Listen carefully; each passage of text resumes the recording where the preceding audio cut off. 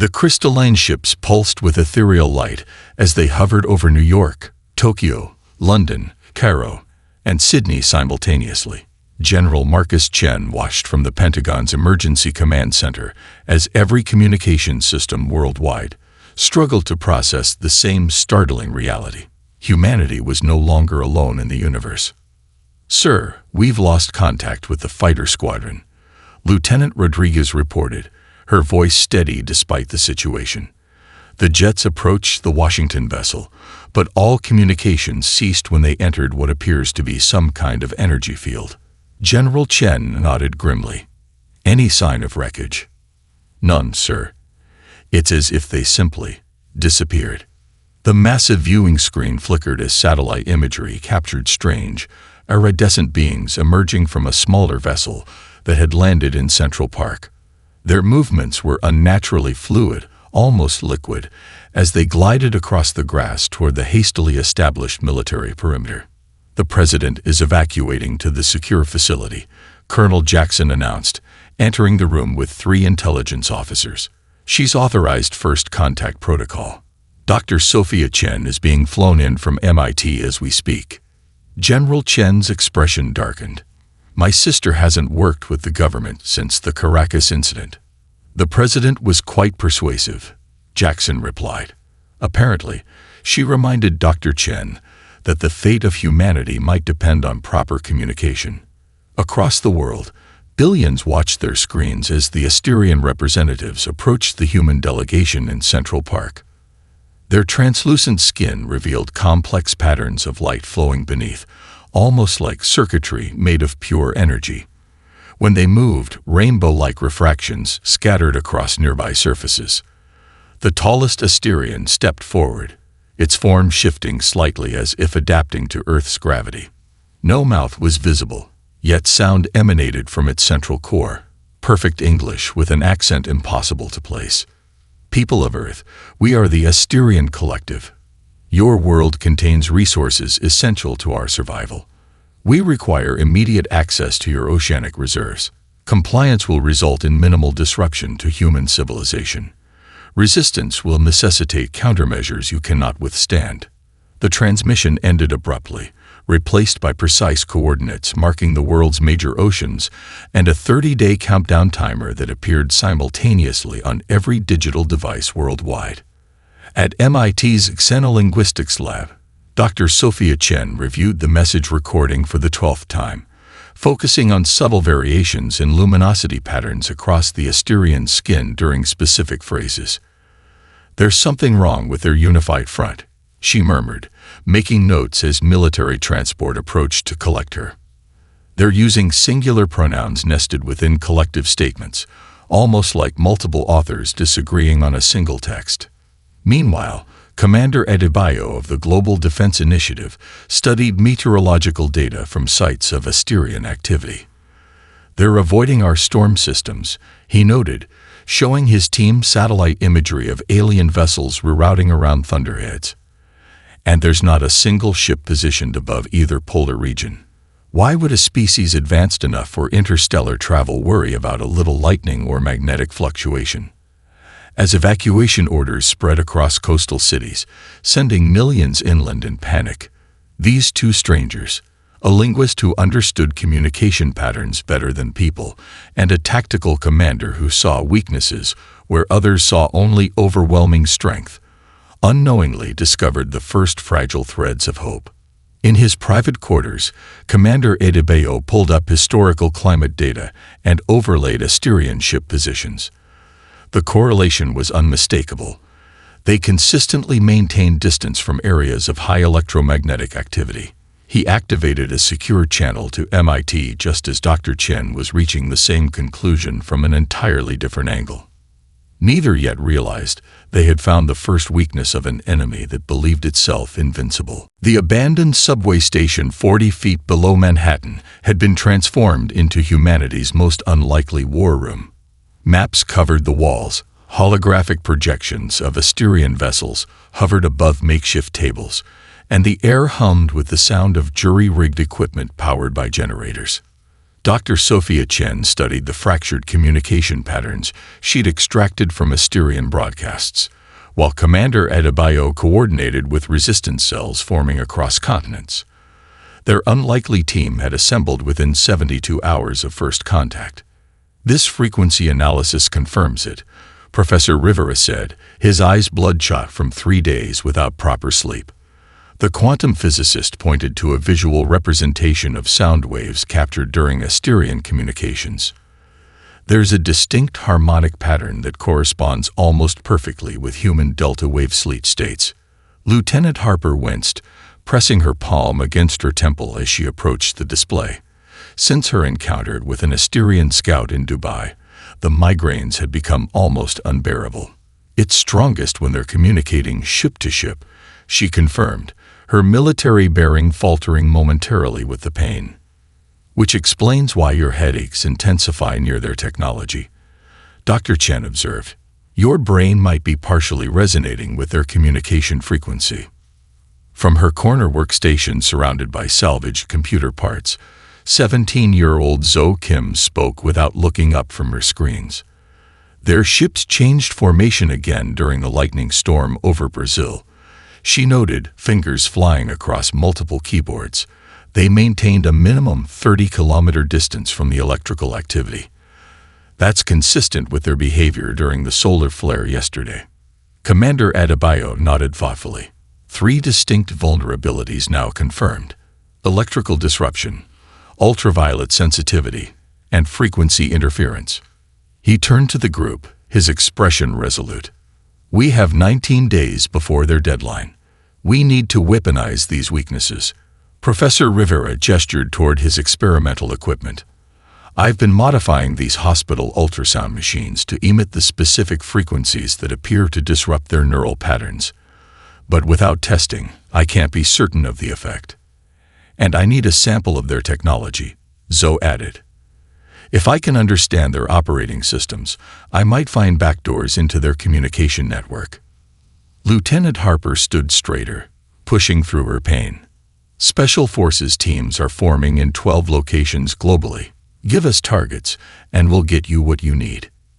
The emergency lights flickered as a distant explosion rattled the underground chamber. Dust sprinkled from the ceiling as everyone looked up. "They're starting water extraction early," Commander Adebayo said grimly, checking the satellite feed on his tablet. "The Hudson River just lost 8% of its volume in under an hour." Dr. Chen's expression hardened as she made a decision. "We can't wait to perfect our countermeasures. We need to test what we have now, even if it's not ready." She pointed to a detailed map of Iceland. "The geothermal fields here generate significant electromagnetic interference naturally. If we can establish a base and amplify those effects during the approaching solar storm, we could potentially disable one of their vessels." Commander Adebayo finished, already calculating logistics. "Force a landing and recover their technology." Professor Rivera looked skeptical. "With untested equipment and theories, that's an enormous gamble." Zhou finally looked up from her screens, her young face showing a determination that belied her age. "The Asterians are calculating our surrender as a mathematical certainty. They expect resignation, not resistance. Their arrogance is another weakness." Lieutenant Harper nodded, a grim smile forming despite her pain. "And they certainly don't expect an attack from a species they consider primitive." Outside, the sky darkened as another Asterian vessel positioned itself over the Atlantic. Time was running out, but for the first time since the massive ships appeared in Earth's atmosphere, there was something else growing alongside the fear, the dangerous spark of hope. The Icelandic sky churned with angry clouds as Dr. Chen's team completed final preparations. Their makeshift base, nestled within the Hakadeller geothermal field, steamed with natural vents that provided both camouflage and the electromagnetic interference they desperately needed. "Solar storm approaching," Professor Rivera announced, eyes fixed on monitoring equipment assembled from salvaged parts. "Estimated peak in 17 minutes. The electromagnetic disruption will be at maximum intensity for approximately 40 seconds. Commander Adebayo surveyed the array of modified equipment positioned strategically around the field. The devices, crude amplifiers cobbled together from hospital machinery, radio components, and parts from a dozen different technologies, looked almost primitive, yet they represented humanity's first real offensive against the invaders. "All teams, check in," he ordered through the secure communication system Zoe had designed. "Northern perimeter secure," came Lieutenant Harper's response. Her small team of International Special Forces operators had positioned themselves along the ridge overlooking the valley. No sign of Asterian patrols. "Southern approach clear," another voice confirmed. "Locals report all civilian evacuation complete within 5 kilometers. Zoe worked furiously at her station, fingers dancing across 3 keyboards simultaneously. "I've synchronized the amplifiers to trigger precisely at the storm's peak," she said without looking up. "The resulting pulse should create a disruption field extending approximately 12 kilometers in all directions. And an Asterian vessel will be passing directly overhead at exactly that moment," Dr. Chen confirmed, checking the flight patterns they painstakingly documented over the past week. "If our theory is correct, the combined natural and amplified electromagnetic disruption should overwhelm their navigation systems." Professor Rivera adjusted his glasses nervously. "Assuming their technology responds to electromagnetic interference the way we've predicted, this is still largely theoretical." "Everything about this situation is theoretical," Commander Adebayo replied grimly. "But theories are all we have." The monitoring equipment began to beep more rapidly as the storm intensified overhead. Lightning flashed across the sky with increasing frequency, illuminating the stark Icelandic landscape in brilliant momentary bursts. "Storm approaching peak," Professor Rivera announced. "Asterian vessel entering the target zone in 30 seconds. Through the swirling clouds, they could see the crystalline underside of the alien ship glowing with its distinctive iridescent light. Smaller than the massive vessels hovering over major cities, this scout craft nevertheless dwarfed any human aircraft. "Energy readings from the vessel are fluctuating," Zoe reported, excitement creeping into her voice. "They're responding to the natural electromagnetic disturbance exactly as predicted. Initiate amplifiers on my mark," Commander Adebayo ordered. 3, 2, 1. Now. The assembled devices hummed to life, their collective power surging through conduits buried beneath the geothermal vents. For a moment, nothing seemed to happen. Then a visible wave of energy, like heat distortion on a summer road, rippled upward from the field. When it reached the Asterian vessel, the effect was immediate and dramatic. The ship's smooth flight pattern disintegrated into an erratic wobble.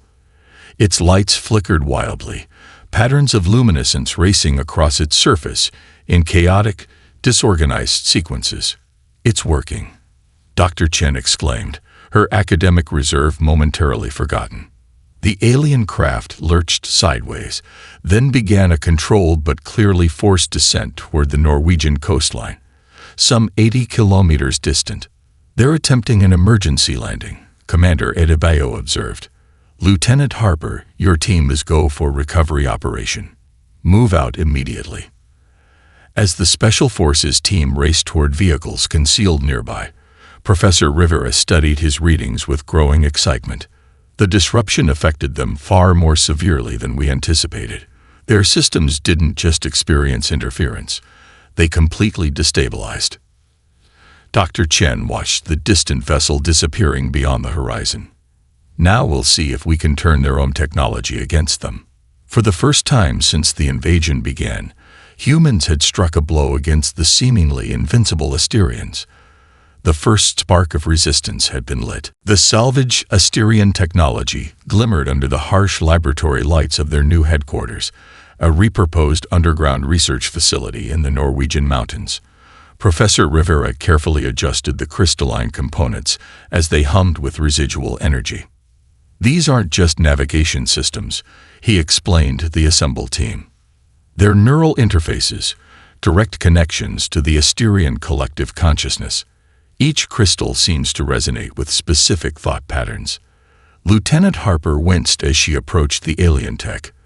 "The headaches are worse near this piece," she said, pointing to a pulsing amber crystal slightly larger than the others. "That's our key," Dr. Chen said, marking notes on her tablet. "It must be part of their synchronization system, the component that forces their 7 thought clusters to operate as one entity."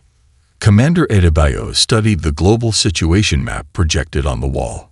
Red indicators showed Asterian water extraction operations intensifying across the Pacific and Atlantic. "We have 13 days before they reach their extraction goals. Every major coastline will be dramatically altered, causing catastrophic flooding inland as oceanic displacement increases." Zoe looked up from the Asterian interface she'd been attempting to decode. "I've identified recurring command sequences in their communications. There's significant variation in response times between thought clusters. The leadership directives generate almost instantaneous compliance from 4 clusters, but the other 3 show microsecond delays before synchronizing." "Resistance," Dr. Chen said thoughtfully. "Even if it's subconscious." Professor Rivera connected the final circuits to their prototype amplifier, a more refined version of the Iceland devices, now enhanced with Asterian components. "This should magnify Earth's natural electromagnetic fields by a factor of 20, but we've added a critical improvement." He gestured toward the complex frequency generator Zoe had programmed. "It doesn't just disrupt their systems. It transmits specifically designed signal patterns that emphasize the philosophical differences we've identified between their thought clusters." Commander Adebayo checked his watch. "Major lightning storm approaching the North Sea in 3 hours. The Asterians have 4 extraction vessels operating in that region." "Perfect testing conditions," Dr. Chen said, reviewing their strategy once more. "If this works, we won't just disable their technology. We'll fracture their unity." 3 hours later, with the storm clouds building magnificently over the churning North Sea, the team activated their enhanced disruptor. The effect began subtly, slight variations in the light patterns flowing across the Asterian vessels. Then, as the storm reached its peak intensity, the disruption amplified exponentially. Through satellite imagery, they watched in amazement as communication beams between the Asterian ships became erratic. One vessel suddenly changed direction, moving directly toward another in what appeared to be an aggressive maneuver. "They're communicating on all channels simultaneously," Zoe reported, monitoring the signal traffic. "Mass confusion. I'm picking up multiple contradictory command sequences." The confrontation escalated rapidly. Energy discharges flashed between the 2 Asterian vessels, not weapons fire, but what seemed to be intense communication bursts. Suddenly, the smaller ship emitted a blinding pulse that engulfed the larger one. Direct interference with their synchronization field. Professor Rivera breathed in astonishment. One thought cluster is actively challenging another. The larger vessel's systems cascaded into brilliant failure, its crystalline structure fracturing as it spiraled toward the sea. The impact created a spectacular splash visible even from their satellite feed. Commander Adebayo's expression remained steady, but his eyes revealed barely contained hope. Confirmation. Asterian command vessel down. And the most significant part, they did it to themselves. "The leadership will have to investigate this unprecedented breakdown," Dr. Chen said. "They'll delay operations while they attempt to understand what's happening." Lieutenant Harper's face showed the first genuine smile since the invasion began. "We've just bought humanity precious time, and proven something far more important," Zoe added quietly. "The Asterians aren't invincible. They're vulnerable not just to our technology, but to their own internal divisions." Throughout the facility, the team exchanged looks of cautious optimism. The path to resistance was becoming clearer. Divide they fall. The message spread through carefully encrypted channels, reaching resistance cells from Tasmania to Toronto, Nairobi to Nagasaki. What had begun as a single team's desperate gambit evolved into a global movement, with ordinary citizens contributing in extraordinary ways. Dr. Chen watched the incoming video feeds with growing amazement. These implementations are ingenious, she remarked as the screens displayed dozens of adaptations of their technology. Look what they've done in Auckland. They've modified standard weather radar systems to enhance the disruption effect. Commander Adebayo nodded appreciatively. And the Norwegian fishing fleet has transformed their sonar arrays into underwater disruptors. The Asterians can't extract water without entering sonar range. Their headquarters had become a coordination center for worldwide resistance, with Professor Rivera providing technical guidance to engineers across 6 continents. Lieutenant Harper trained remote special forces teams via secure channels, while Zoe maintained their invisible communication network. New reading from the Brisbane Outback Station, Zoe announced, her eyes widening as data streamed across her monitor. They've successfully deployed the UV reflector arrays. Asterian ground forces attempted to establish a forward base, but retreated after less than 7 minutes of exposure. Professor Rivera studied the Australian data with keen interest. They've created focusing mirrors that amplify natural sunlight to produce concentrated ultraviolet beams. Absolutely brilliant improvisation. The laboratory door slid open as a new team member entered, Dr. Nishimura, a Japanese neurologist who had been studying the strange dream patterns reported by children worldwide since the invasion. "You need to see this," she said without preamble, connecting her tablet to the main display. "We've been recording the melodies children under 12 have been humming in their sleep. When analyzed as frequency patterns, they create perfect disruption sequences for Asterian neural networks." The team stared at the waveform analysis in stunned silence. "How is this possible?" Dr. Chen finally asked. "Their developing brains might be naturally sensitive to the Asterian communication frequencies," Dr. Nishimura explained. "They're unconsciously creating counter-harmonies, like antibodies against an infection." Commander Adebayo immediately recognized the tactical value. "We need to incorporate these frequencies into our next broadcast." The planning session was interrupted by an urgent alert. Massive Asterian extraction vessels had positioned themselves over the Pacific Ocean and begun accelerating their water collection timeline. Coastal sensors reported devastating consequences as millions of gallons vanished skyward each minute, creating dangerous tidal imbalances. "They're getting desperate," Lieutenant Harper observed. "Our disruptions are forcing them to speed up their plans before we can deploy countermeasures globally." Dr. Chen studied the Pacific situation with growing concern. "The displacement will cause catastrophic flooding across island nations within hours. We need to divert their operation immediately." An unexpected message appeared on their communication screen, a plan from indigenous Pacific Islanders who had anticipated this escalation. Their strategy utilized the region's unique weather patterns and a network of lightning rod arrays placed strategically across smaller islands. "They're creating an electromagnetic trap," Professor Rivera said, analyzing the proposal. "If the Asterians deploy ground forces to protect their extraction vessels, they'll walk right into a concentrated storm discharge." Commander Adebayo finished. "Ingenious." Within hours, satellite imagery confirmed the plan in action. As Asterian ground forces landed to establish perimeter control around their extraction sites, island defenders retreated, seemingly abandoning their positions. The aliens advanced confidently, until the carefully positioned lightning rod network activated during a passing storm front. The resulting electromagnetic surge temporarily paralyzed dozens of Asterian units. The disoriented aliens retreated in disarray, their extraction operation severely disrupted. Zoe's monitoring systems captured Asterian communication bursts following the incident. "They're expressing genuine confusion," she reported. "Their strategic models didn't predict this level of coordinated resistance. One communication string questions whether they've underestimated human capabilities." Lieutenant Harper's expression hardened with determination. "They absolutely have." As reports of similar successes flowed in from around the globe, Dr. Chen observed the phenomenon with profound understanding. This isn't just about technology or tactics. This is humanity's greatest strength, our diversity of thought, our adaptability, our refusal to surrender even against impossible odds.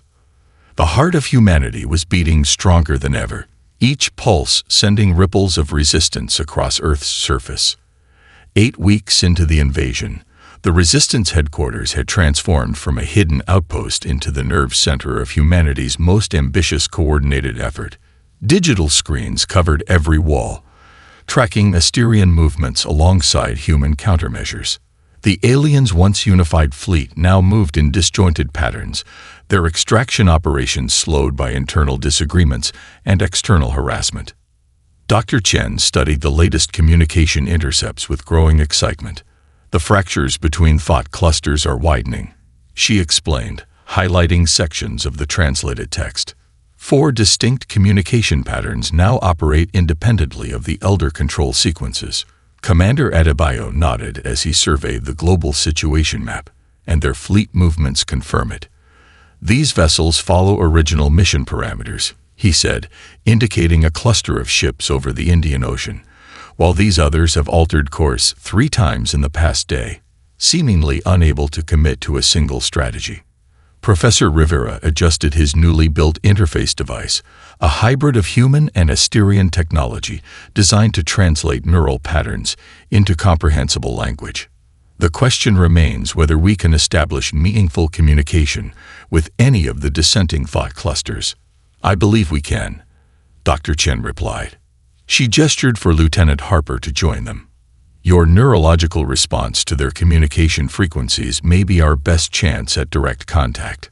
Harper looked skeptical but determined. The migraines are manageable now. Dr. Nishimura's treatments have helped. Zoe interrupted from her workstation, voice tense with urgency. Massive energy spike detected in the primary Asterian command vessel. They're initiating some kind of system-wide override. All eyes turned to the main display as patterns of light cascaded across the Asterian fleet, pulsing waves of energy connecting ship to ship in a synchronized sequence. The effect was immediate and alarming. They're forcing reintegration, Professor Rivera said grimly, overriding the independent thought clusters and compelling synchronization. Dr. Chen studied the patterns intently. Not all clusters are responding equally. Look at these ships here. She pointed to a smaller group displaying erratic light patterns.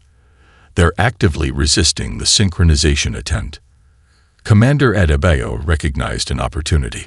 If we broadcast our disruption frequencies now, during their attempted reintegration, we could potentially help the resistors break free completely. Professor Rivera finished, already adjusting the settings on their global transmitter network. Within minutes, the carefully calibrated frequencies, enhanced with the dream patterns collected from children worldwide, surged through their broadcast system. The timing couldn't have been more perfect. As the Asterian elders attempted to force compliance, the human disruption signal amplified the natural resistance within certain thought clusters. The effect was dramatic. A distinct subset of the Asterian fleet, approximately 1/7 of their total vessels, suddenly altered their light patterns, shifting from the steady pulse of the collective to a gentler, more varied rhythm. They'd broken synchronization completely, Zoe reported, her voice barely containing her excitement. And they're broadcasting directly to us. A new signal appeared on their communication array, distinctly Asterian in origin, but structured differently from any previous transmission. Dr. Chen worked frantically to interpret the message as it streamed across their systems. They're calling themselves the Cedars, she translated, wonder creeping into her voice. They say they've questioned the methods of the elders for generations. The forced synchronization began as a survival measure during an ancient crisis, but became a means of control. Lieutenant Harper approached the translator interface, wincing slightly as the neural connection established.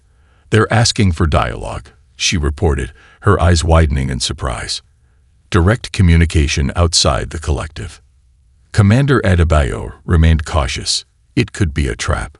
Dr. Chen shook her head. I don't think so. The linguistic patterns showed genuine variation, individual thought processes rather than collective decisions. This is exactly what we've been hoping for. As the team prepared for this unprecedented communication, alert systems suddenly blared warning. The Asterian elder ships had detected the breakaway faction and were repositioning to surround them. The Cedars are in danger, Professor Rivera observed. The elders will likely attempt to force reintegration, or worse. Dr. Chen made a decision that would change the course of the conflict. Send them our coordinates. Offer them protection. That would reveal our location to the entire Asterian fleet. Commander Adebayo cautioned. It's a risk we have to take, Dr. Chen replied firmly. If we want to end this war, we need allies who understand our enemy from within. The message was sent. Now they could only wait and see if their first diplomatic overture would bring salvation or destruction. The Cedar vessel hovered silently outside the Norwegian mountain facility, its crystalline structure gentler in appearance than the aggressive angles of the elder ships. After intense security protocols, a delegation of 3 Cedars was permitted inside. Their luminescent forms flowed like liquid light as they moved through the human corridors. Their neural patterns are completely different from the elders, Dr. Nishimura whispered, scanning the visitors with modified equipment. Much more individualized, almost like human brainwave signatures. The lead Cedar, who had chosen the name Eco to simplify communication, approached the central planning table where the human team had gathered. Its voice resonated directly into their minds, a disconcerting but efficient method of translation. The elders have initiated final extraction protocols, Echo communicated, projecting images of massive energy buildup in the primary Asterian vessels. They will drain Earth's oceans within 36 hours, regardless of the catastrophic effects on your ecosystems. They've detected our defection and accelerated their timeline. Commander Adebayo studied the tactical projections with growing concern. Our global disruption network isn't extensive enough to prevent this level of operation. We need direct access to their command systems, which is exactly what the Cedars can provide, Professor Rivera interjected. He turned to Echo. Your neural connection to the collective, does it remain accessible even after your separation? Echo's form pulsed with affirmation. Limited access remains, though attempting to interface directly would alert the elders immediately. However, we have provided Zoe with command protocols that could temporarily neutralize their extraction systems. All eyes turned to Zoe, who hadn't slept in nearly 40 hours, but remained intensely focused on her screens. I've integrated the Cedar access codes with our disruption frequencies, she explained. In theory, we could create a pathway into their command network, but only from within their mothership. We can't penetrate their security remotely. The implication hung heavy in the room. Someone would need to physically infiltrate the Asterian command vessel. Lieutenant Harper stepped forward. I'll lead the infiltration team. My neural sensitivity to their communication frequencies might provide an advantage. It would be a near-suicide mission, Commander Adebayo stated bluntly. Even with Cedar assistance, the elders would detect human presence almost immediately. Not necessarily, Dr. Chen interjected. The elder ships avoid Earth's polar regions because the electromagnetic interference disrupts their detection systems. If we approach from the Arctic, using salvaged Asterian stealth technology, we could potentially reach the command vessel undetected. Commander Adebayo finished, already calculating trajectories. Within hours, a small team prepared for departure aboard a hybrid craft, human technology enhanced with Cedar components. Lieutenant Harper, Commander Adebayo, and 2 Cedars would attempt the most daring mission in human history. As final preparations concluded, alarms blared throughout the facility. Satellite feeds showed the Asterian elder ships positioning massive atmospheric destabilizers over strategic points across Earth's surface. They're initiating their contingency plan, Echo communicated urgently. If they cannot extract Earth's water resources efficiently, they will render your atmosphere uninhabitable but preserve the water for later collection. Professor Rivera analyzed the data with horror. They're creating a cascading reaction in our atmosphere. Oxygen levels will plummet worldwide within hours if those devices activate. Time until atmospheric destabilization, Commander Adebayo demanded. 17 minutes, Zoe replied, her young voice steady despite the gravity of the situation. The infiltration team rushed to their vessel as Dr. Chen coordinated with global resistance cells. "We need every disruption device activated now, not just to interfere with their technology, but to buy the team time." As the hybrid craft launched from the hidden mountain hangar, Lieutenant Harper gazed at the Asterian mothership looming in the distance. "Even if we reach it, how will we find the central control systems in time?" One of the Cedars, who had taken the name Nova, turned luminescent eyes toward her. "I will guide you. I helped construct these vessels before questioning the elders became forbidden." The small craft accelerated toward the Arctic, using Earth's natural electromagnetic field as cover. Above them, the Asterian atmospheric destabilizers began to glow with ominous energy as their countdown reached 13 minutes. Inside the Resistance headquarters, Zoe suddenly straightened at her station. "I found something in the Cedar access codes, a backdoor into the destabilization sequence. Can you deactivate it remotely?" Dr. Chen asked urgently. "No, but I can redirect it," Zoe replied, fingers flying across her interface. "If Commander Edibeo's team can connect to their primary network, I might be able to turn their weapon against them." The countdown continued relentlessly as humanity's fate rested on a desperate mission and the remarkable collaboration between species who, just weeks earlier, had been mortal enemies. 3 months after the failed atmospheric destabilization, the Antarctic landscape glittered with strange new structures. Crystal spires rose from the ice, their designs blending Asterian technology with human architectural principles. Inside the central dome, Dr. Chen watched as delegates from both species gathered around a circular table, the first official diplomatic council between humanity and Asterians. "The Northern Purification Plant has exceeded expectations," announced Cedar Representative Echo, projecting images of a massive facility where Asterian technology extracted contaminants from ocean water. "Toxin levels in the Arctic Ocean have decreased 63% since implementation." Dr. Nishimura presented corresponding health data from coastal communities. "Marine ecosystem recovery is proceeding faster than our most optimistic projections. Fish populations show significant increases across monitored species." Commander Adebayo, now serving as Earth's security coordinator, observed the proceedings with cautious optimism. The night of the infiltration remained vivid in his memory, their desperate race through crystalline corridors, Lieutenant Harper's neural connection guiding Zoe's remote access, and those final 17 seconds when everything had balanced on the edge of extinction. When the destabilizer's energy had redirected back through the Asterian fleet, he'd expected catastrophic explosions that would have destroyed both the aliens and much of Earth's upper atmosphere.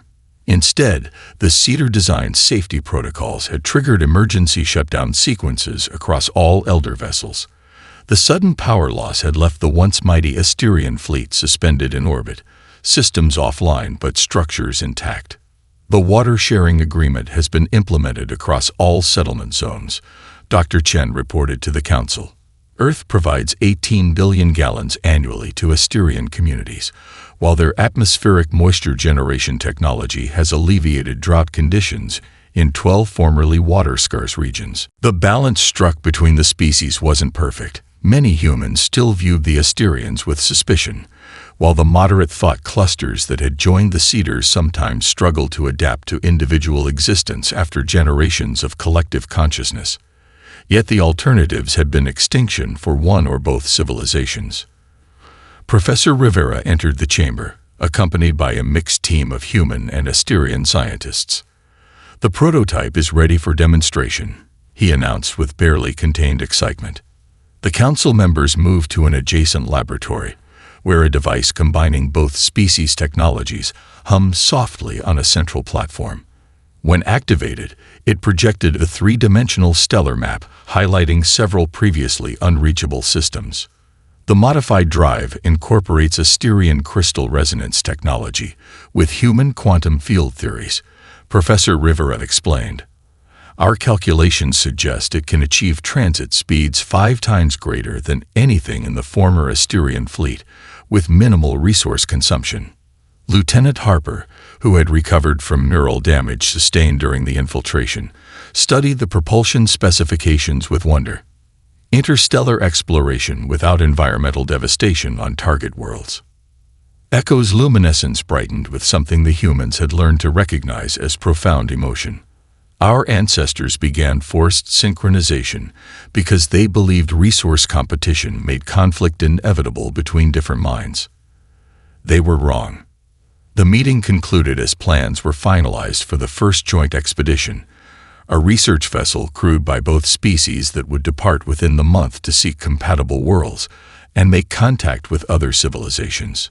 That evening, Dr. Chen found herself on an observation platform overlooking the sprawling Antarctic settlement. Beside her stood a silent figure, Zoe, whose remarkable actions during those final moments had redirected the destabilization energy and saved both species. Do you ever wonder what the elder Asterians would think if they could see this? Zoe asked, gesturing toward the harmonious integration of human and Asterian dwellings below. Dr. Chen considered the question. They couldn't imagine this outcome because their worldview was fundamentally limited. They believed survival required uniformity and resource domination. While we proved the opposite, Zoe concluded.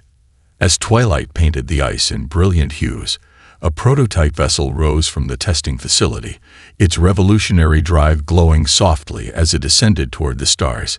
Humans and Asterians watched together as it climbed higher, eventually becoming just another point of light in their shared sky, a beacon of possibility in a universe that suddenly seemed less hostile and far more interesting. The former enemies had discovered something profound in their unlikely alliance. Diversity wasn't a weakness to be overcome through forced uniformity, but the very foundation of resilience, creativity, and ultimately, survival itself. It was a lesson they would carry to the stars.